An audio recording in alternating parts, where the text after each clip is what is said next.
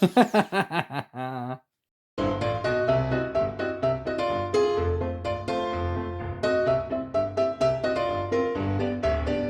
friends, hello YouTube, how are you guys doing? Rainbow here with another Nerf mod video, and today I finally can show you and introduce you to the best blaster out there in my humble opinion, and it is none other than the Pew Pew. This, ladies and gentlemen, is what I consider to be the best blaster that's on the market at the moment. It is fantastic. It is absolutely amazing. Before we go, quick overview. Because it's that small, I can do this without having to move much. That is the front. That is the side. That is the back. That's it. Super handy. Probably, yeah, that's the size of it, isn't that? It's not super small. If you're part of the Nerf hobby and you have been paying somewhat attention over the last 6, 7, 8, 9 months, you know what this is. If you don't know, however, no worries, I'll explain it to you. This is a 3D printed blaster with, it's battery powered, it's got a solenoid pusher, it's got brushless motors in here with teeny tiny flywheels right there. These things in the front, the black here, they're custom made aluminum guards for the flywheels, but they're also getting the heat out of the motors, so they are cooling docks if you want for the motors, so the entire system doesn't run too hot. It's got an Arduino inside that powers the entire system. It's joystick controlled, and it is just pure awesomeness of a design, and it comes from Switzerland. So this entire blaster is designed by Pippo from Pew Pew Tech, and yeah, it is just fantastic. So if you already know what the Pew Pew does, and you've seen all the other reviews out there, because by no means is this the first time this blaster has been on the internet, you can skip to other parts in the video that you might like. If you don't know what this blaster is, stick around, because this is fantastic. So this is my personal Pew Pew. As I said, fully 3D printed. Let's talk about, well, colors are pretty simple. Like this is Galaxy Purple Prusament. This is Eco PLA Pink and Eco PLA Neon Green from 3D Jake. And these are my personal colors. I send them over to Pippo to be like, look, please print it in my very own colors. I have added this thing up the top here, which is a flip up red dot sight, which actually does work. I don't know if you can see. Can we find the dot? Do we find a dot? Yeah, there we go. There is a dot. You can see that just next to my ear right now. Right on. So this is a little gadget that I put up the top, just because I found this very helpful, and also, you know, it looks really cool. Otherwise, this blaster is like the magic happens on the inside. So as I said, the Pew Pew is a battery power blaster. So we got the battery in the bottom here, like in the handle right there. And this is the place for the battery. There's a certain battery that the designer recommends using. There's not enough space for anything bigger really. But yeah, I found 2 different of my 3S LiPos, that's a very important thing, will fit in there. So it does have to take LiPo batteries, 3S LiPo batteries, because when you turn it on, you'll see what all power that thing needs. Now, the magazine sits in the front here, and, you know, matching magazines right there, and like this. And now the size almost doubled just because I put in and work at 18-round magazine. The fun thing about this, before we go to the function, like the devil's in the detail, right? So this design of this mag release is fantastic. It works either way. So if you have the magazine in here, you can either sort of push it forward, you can pull it backwards, and it will always release. So if you that kind of person who goes like with the thumb, you're doing a thumb release, works nice and easy. If you use your trigger finger to pull back the mag release, works nice and easy. And you can even like push back here if you wanted to, like with your thumb, and release that. This is such a nifty little design. I do really like it. And it's actually like, as brilliant as the design is, the solution, how he made it, is really, really simple. I'm not going to go into detail because I'm not taking this apart. But because I've been to Pippo's place and I've actually had a chance to interview him, which is the second part of the video, I have seen how he builds this, and I've seen the internals and everything, and this is a fantastic mechanism. Well, kudos to you, sir. This is great. We should all be thinking about these kind of mechanisms, because it is ambi, it is everything. You can left or right hand, you can, you know, use this. It is brilliant. But this blaster is not the best blaster out there because of its mag release. It is the best blaster out there because of what it does. So as I said, battery powered, so you got to turn it on. And there is no on switch. You can see here, there's a screen. This is the control joystick, which doesn't do anything at the time until it's turned on. There's a USB plug in the back here, so you can program the Arduino that's inside. And there's a little LED here as well. Now what you do, you push the trigger, and then there's a sort of melody that runs up, and if you let the trigger go at the right timing, the blaster turns on. If you don't, it won't. To help you along, if you're not sure about the melody, the light here will go from red to yellow to green, back to yellow, back to red, and so you get to let go on the green. So you push this, and let go, and we're ready.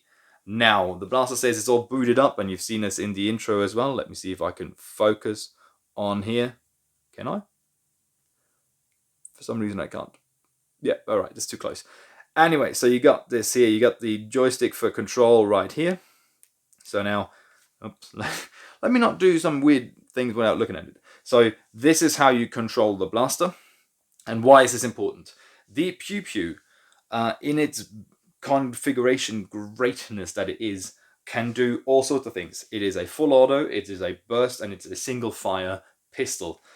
And you can control everything of these aspects. So if I was to go to mode and then go to single shot, right on, now I'm in single shot, and then I can go speed. You're going to select the speed for the flywheels, in this case for the motors. So depending on the game type you're playing, you can adjust your blaster to hit softer, not as hard, or harder if you need to. So right now this is 100%, and that's all the noise that it makes. You could hear the v of the motor, and you can hear the flop of that's the solenoid pusher, which sits right here. So you can do that again. And that's one shot. So everything is one trigger, like it's all dual stage trigger controlled, so everything happens from here, so there is no secondary trigger that you gotta pull, it's all from here, and it happens really fast. So showing you what I mean, so I'm gonna single shot at 100%, it's over there, done. That was all single shots. The great thing about this is now I want to go into burst fire. So I'm going to select burst fire, and now all of a sudden the menu becomes a lot larger, because I can now select the rate of fire for the pusher. I can select the speed of the dart, the same as before, the motor, and I can select the size of the burst. So I can, by default, I think it's 3. So 3 darts a burst. So that would be 3 darts a burst, max rate of fire right there. And a 3, and another 3. I'm almost out. Got 2 more. There we go. And so that was, you know, 4 bursts of 3 darts a piece in like an insane amount of time. And of course you can go to full auto. Full auto was what you've seen in the intro. Let's do this again. This is about 20 darts. We're going to go to full auto. We're going to go to full speed and max rate of fire. Let's see how quickly 20 darts, or in this case 18 darts, disappear. Done. It's just as you can see the floor. It's like there's darts everywhere. This thing is fantastic. Yeah, I do really love it. So why am I saying this is the best blaster ever? Because I don't need any other flywheeler really. This is super lightweight. This is fantastic. Like, I mean, yeah, okay, the magazine, like especially the big ones, make it look a little bit odd, but this is super lightweight. This fits in my pocket. Like, I'm not gonna lie, cannot lift my pocket, but this fits in my pocket without the magazine. And then you just go pull out the magazine, you're ready. You got a blaster for whatever purpose. If you want to go spray and pray and full auto everything, you're gonna need a lot of magazines, but you can do it. If you want to go, you know, be like operator style burst, sort of like, you know, double tap kind of 2 darts, max rate of fire, you can go all over the place. And if you want to have the most control, you go single fire, and this thing will do the trick. The idea that you can actually tune everything, every speed and every aspect of this is fantastic. So like you could go, you can make, yeah, you can actually tune down the speed of the motor so far that the dart wouldn't even come through, which is insane. You shouldn't do that. But like the lowest, like let's go just for fun. Let's put in a dart. Because this is actually really funny. I don't think anyone on YouTube has ever shown this. So we're going to go to single fire, and we're going to stay in the standard settings, because like in the advanced settings, you could tweak it even more, just to your personal liking and to your personal battery and everything. But now what I've done is I went to single fire and I went to 20% speed. So this is kind of doing this. So you probably couldn't see that dart really well, but it basically just kind of went. Let's do that again. It's going to go. You can sort of see it fall. I wasn't even able to hit my target box, which is right down there, approximately 2.5 meters away, maybe 2 meters away, and I couldn't even hit that. It is just super cool. So yeah, these are the funny things that you can do with a Pew Pew. But obviously, you know, in terms of playing and gameplay, this like on the fly changing of the fire modes and also the speeds, the rate of fire, it is fantastic. Like I could, if I was, you know, running around and all of a sudden the game goes from an outdoor into a CQB area where I'm entering a building of sorts, I don't want to be full power. I just got to, you know, I can just sort of switch down and be like, okay, this is kind of close range. You can also lock the joystick. So by just sort of pushing it up, now it is locked. Now nothing happens. And that's also how you turn it off. You just sort of push this up, you hold it, you let it do its thing, and eventually it's going to say turning off in 3, 2, and off. Actually said 2, 1, and off, but I was a little bit too late there. Now you would think, man, this crazy level of designer, like he must have been designing tons and tons of blasters beforehand before coming up with this. And spoiler, no he didn't.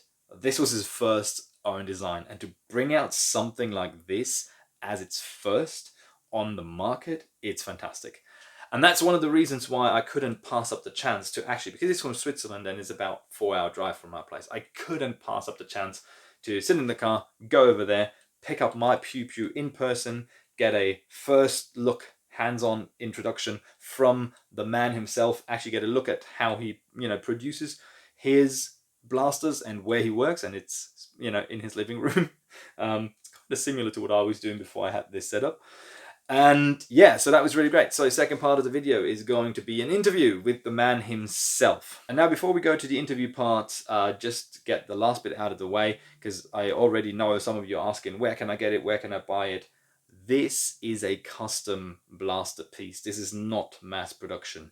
And Pippo is going to explain in the interview what, why, and how, and what the plans are for this. But as of now, these are like custom made pieces. This is number 19 out of all the ones that have ever been produced, and the current wait list stopped at like 33 or 35 or somewhere there, because he wants to fulfill all these orders first before he moves on and does more.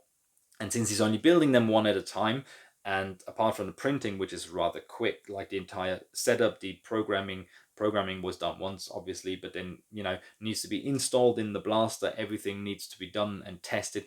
Like the entire setup takes time, and I've seen him where he explained to me in like this tiny space where all the electronics are. Like this is just like, it's just a crazy design, and so it takes a lot of work. The components are fairly expensive, especially nowadays. So if I tell you a number, you know, don't freak out, but this little bad boy will set you back around about 500 euros, so 520 Swiss francs or something like this. I don't even know what that is in dollars, but you know, you can do your conversion. And yeah, is it worth it? Yes. Well, kind of, you know, if you're in the hobby and you want a good blaster, yes, hands down. You know, forget all the nightingales and whatever's out there currently cruising. This is the thing that you want, and you want nothing else. It is expensive, yes. Is it worth it? Hell yeah, absolutely. And the customer service is fantastic. Pippo is a great guy. The service around the blaster also is fantastic. I have had no hiccups whatsoever so far, and I've been playing with this for I think about 3 months or so now. So with that out of the way, I really hope you enjoyed this little review, and if you want to learn more about how this came to be and what the future plans are for this design and other designs from Pew Pew Tech. Go and enjoy the interview that follows now. Alright friends, as promised, I am here in Bern in Switzerland with the creator of this fabulous machine. This is a little time mock-up because actually this is before the part that you've seen already. So don't get confused that there's still that sticker on here. I've already torn that off. But yeah, anyways, I am here with the creator of this fabulous machine. How shall we call you for the interview? Would that be... I go by Pippo. Okay, Pippo. That's what I thought. Yeah, there you go. You got that name. Yeah. And there it is. All right. First of all, thank you very much for agreeing to do this interview and showing me first hands on what this machine is capable of. I've got all the knowledge from him directly, which is fantastic. First one, actually. All right. So please tell me. First of all, you've never been in the scene about the stuff. Well, I haven't heard from you until this project. So yeah, you're right. What have you done before this? I have played with a how's it called? Jolt. Yeah. That was my first ever Nerf blaster, and we had some fun at work. And then I decided that I would like to make use of my 3D printer, which was an Ender 3 Pro back then. By the way, excuse my lisp. I had an operation. It's kind of hard to talk at the moment. But okay, I wanted to use my 3D printer and looked at stuff and then saw, oh god, they are building Nerf blaster. That's great, that's perfect. Yay big. And it was, I guess, in January 2021 or 2021. Okay. I guess when I first saw the FDL and all these gorgeous flywheel or brushless blasters.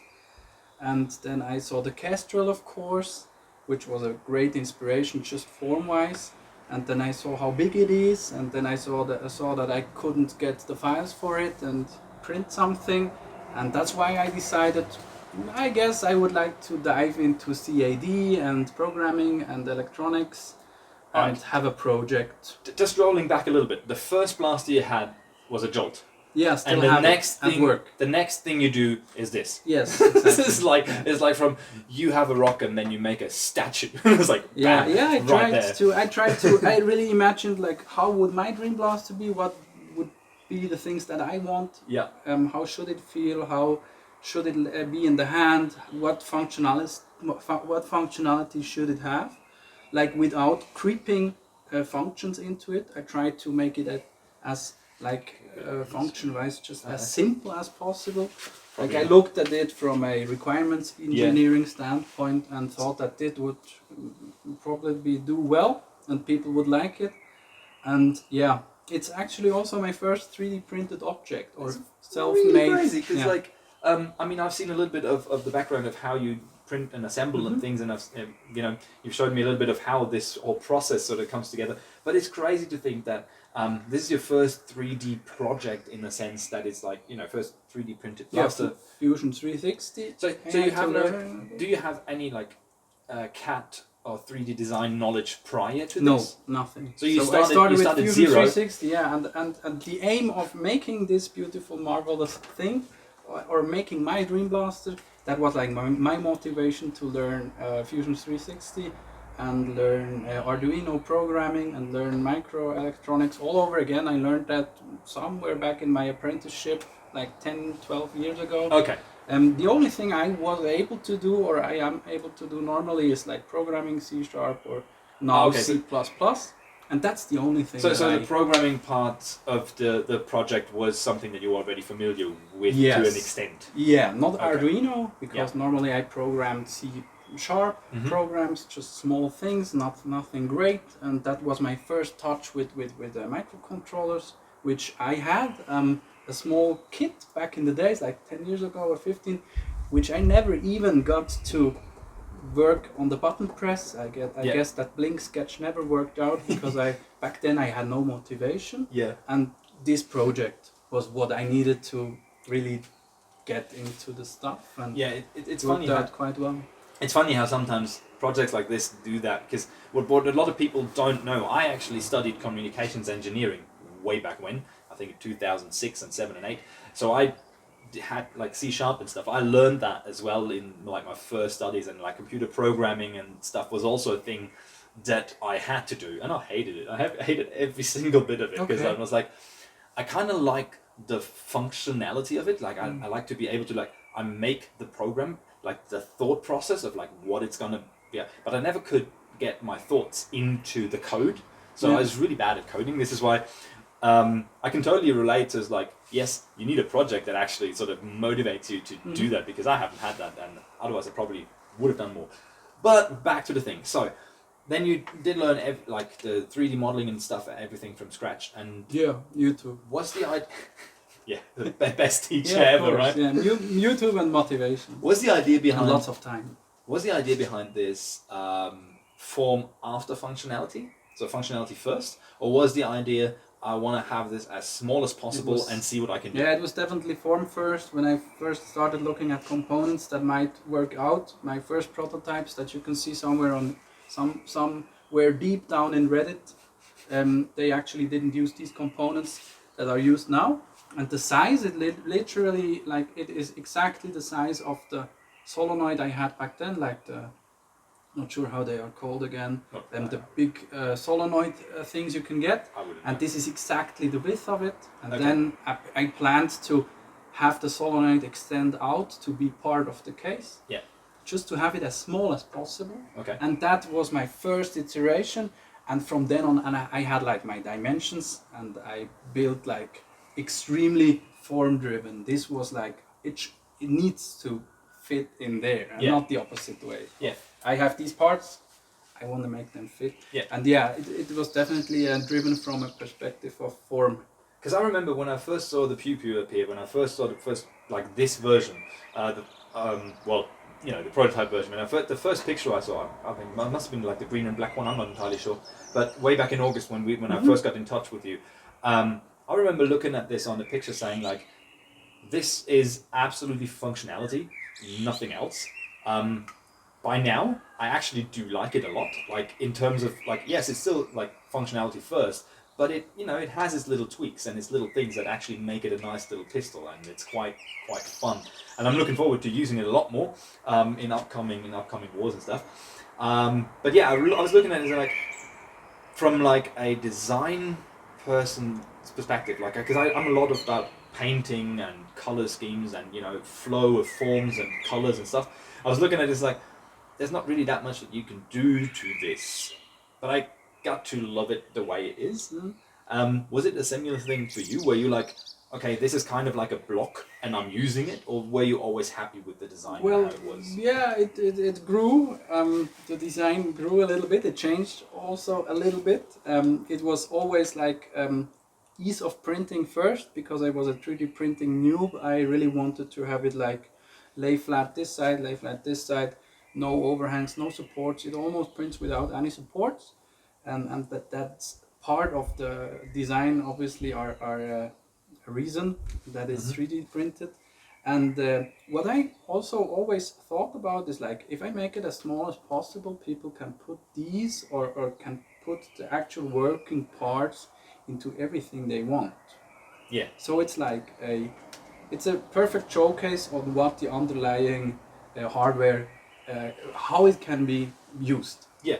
So like you would put something like this into a massive integration blaster, and that's the core, and you need nothing else, and then you build a shell however you like it. The first, what I learned about Nerf and custom Nerf is make it as big as possible. That seems to be the ethos.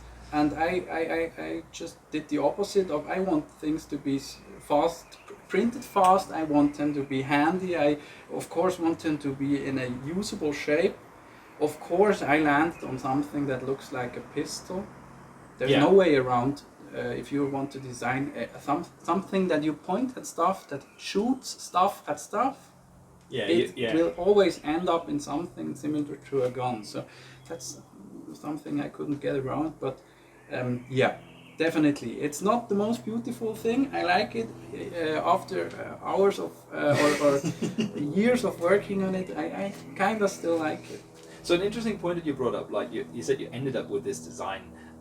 If any design would be possible, what would you like? Same functionality and everything, but any sort of design would work. What would you have changed? How would it look like? Would it not look like a pistol? Would it look like a spear? I'm really looking forward to the new magazines we got from Worker with the new Nightingale Oh, the small magazines, which would finally allow to have a grip of a very good or convenient size that feels nice to have a small grip with a magazine in it. And that might be some next project, maybe somewhere down the road. So that would be my ideal state, like a mag and grip, just for. And then it's just a grip and a little thing up on top. Yeah, maybe this here in front would become the part where the battery is in something. I still like this Judge Red style, and what my big inspirations, of course, where you can't unsee it. It's the Glock, of course. And the other thing now was, that you say it, it's like and the other thing was I forgot the name by now, but the old Scorpion, for example. Okay, those mag and front guns, which I quite like. Yeah. And it's not the most beautiful thing, but it grew on me, and I still like it. Well, I'm 100% sure a lot of people will disagree and say this is the most beautiful thing that they've ever seen in the Nerf hobby in the space. Just because it's small. it's like the combination. Like, if you've never held one of these, like, it is super light. Because I had an FDL, not myself, but I played with an FDL with a friend, and that is a chunky thing. Even the basic version, like, it's still massive, and it's probably double the weight, easy, because it's so big. And this, like, it fits in your pocket, it's right there. I mean, obviously not with a magazine. But I think, we already know that lots of people love it. Yeah. I mean, this is number 19, right? Exactly.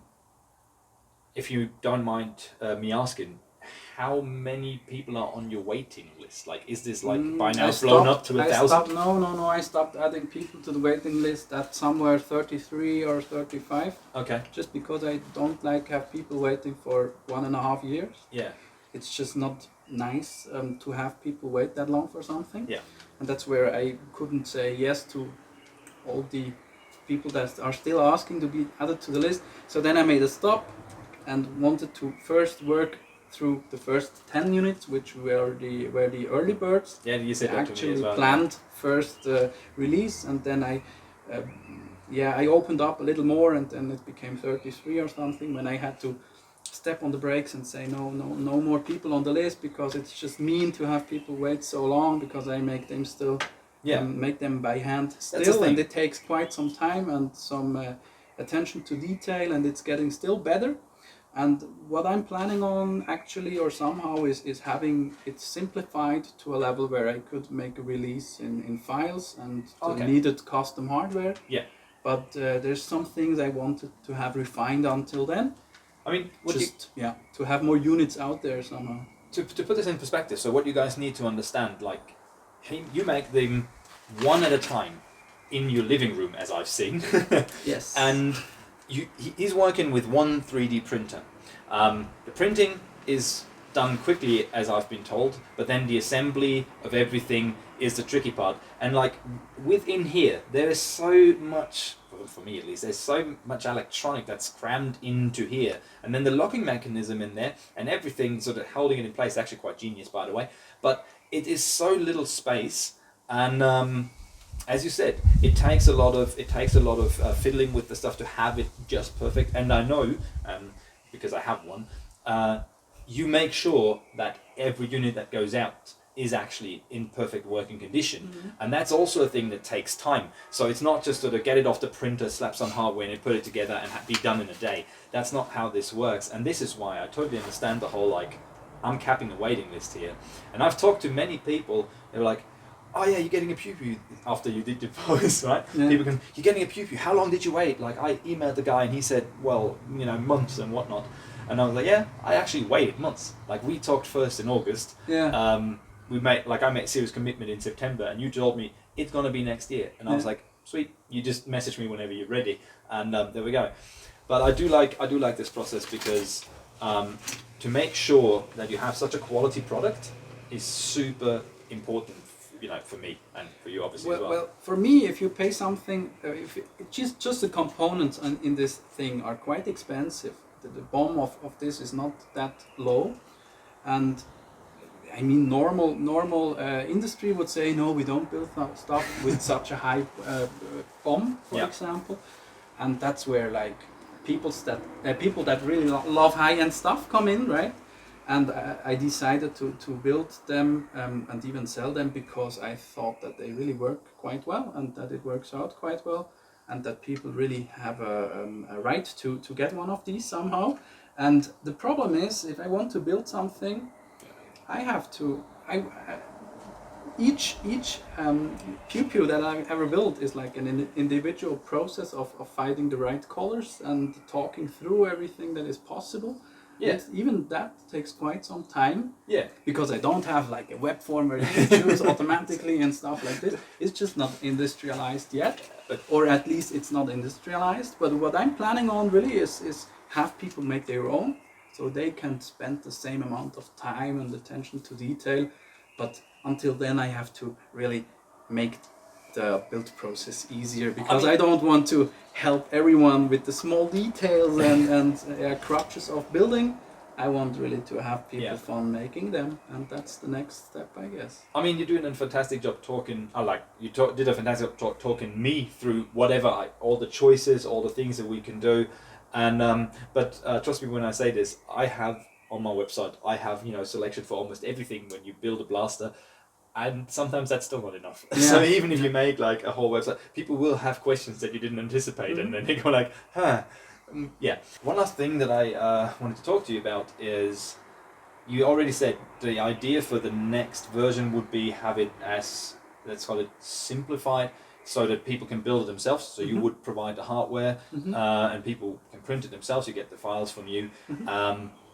Let's say that stage is done. Let's say this, like the build your own Pew Pew thing is done. Are there any plans for a new project? Do you already have stuff in mind from what you want to do? Yeah, definitely. There are a lot of ideas that I would like to chase and try out, and it's at the moment it's still perfecting Pew Pew. It's still this is still a work in progress. I'm doing stuff here and there, and there's also a lot of things I would like to have or would like to try to implement in something like bigger. For example, you showed me your gecko that looks like a Chris Vector, and since I'm also Swiss, like a Chris Vector style SMG would be something that I would really be interested in, that shoots at maybe 200 FPS or something like that, and with a lot of new or with a lot of this invention that is in here, because this basis is usable hopefully for a lot of different kind of things, and like Chris Vector style, that's something that you could like to start. You could go from here, let's say all you need is a magazine on an angle, a little bit of a stock, and you're almost done, right? But it's not. It shouldn't be a Pew Pew with add-ons. It shouldn't be a Pew Pew SMG. But you should really feel that maybe bigger motors this time, because these small things that I never saw used before worked out quite well here. But I think tiny. in a bigger, faster blaster, I would like to go maybe the bigger route of more traditional 2205 or something motors, and that's where I'm. Thinking on, if I'm not still working on Pew Pew. Yeah, that's really cool. So, thank you very much for agreeing to this interview. I highly appreciate that you take the time out of your day, let me do this, talking me through this, showing me everything. I kind of feel, yay, I know where this baby was born. Yeah. And, I know how it and works. It's really just the living room. It is really, it is one Prusa Mini and a living room full of soldering stuff. It's kind of like that's reality. Yeah, that's super cool. Man, thanks very much for agreeing to this. Thanks very much for building this for me. I am super excited to have this. And so if you guys want to know more, the links are going to be in the description to this video.